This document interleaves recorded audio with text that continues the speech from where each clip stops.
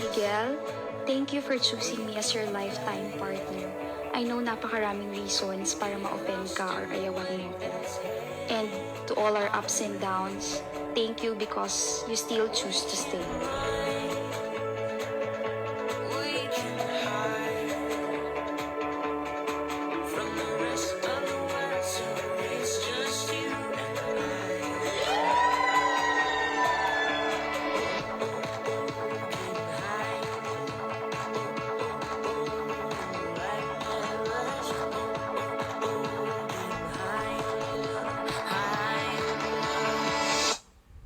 Are you feeling what I'm feeling?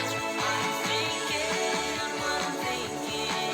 Come along with me, we can kiss the clouds like radio flies. Flying high right now.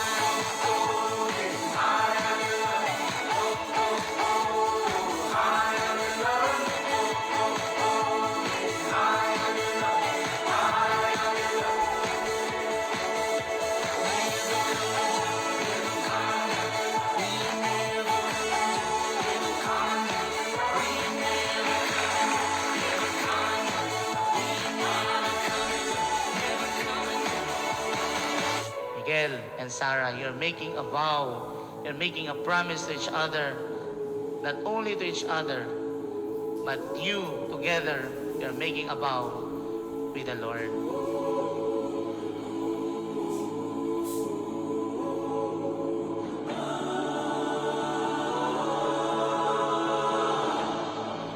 Hi baby, surprise. I hope you like it because please don't worry about giving in return because your love, faithfulness, and this wedding is more than enough for me.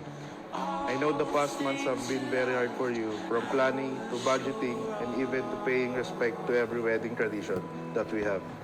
You did it well. Thank you so much for everything. I love you and see you later. My soon to be happy. Love, Sarah. For I should rebuild this broken heart. Darling, when your feet are cold, wait up, I'm coming home. And all of you I will hold. My love will close your bones.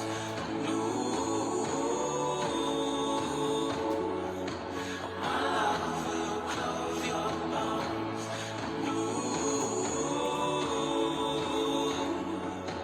My love will close your bones.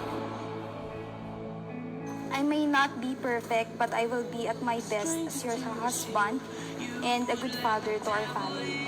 I will give you the best of me, my heart, my soul forever. I love you, Sarah. I love you, baby. I love you.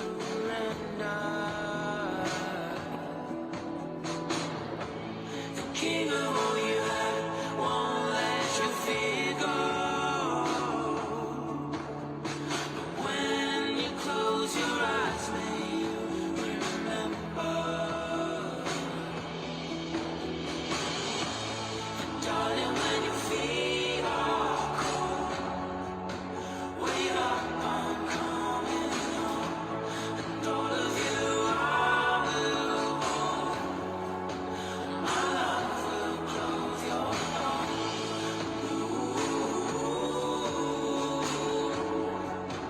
My love will close your bones.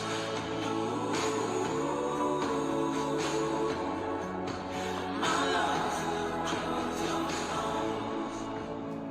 Laging kasama sa mga hiling ko kay Lord na sana ay itong babaeng kasama ko, sana ang gusto kong iharap sa kanya sa altar pagdating ng panahon.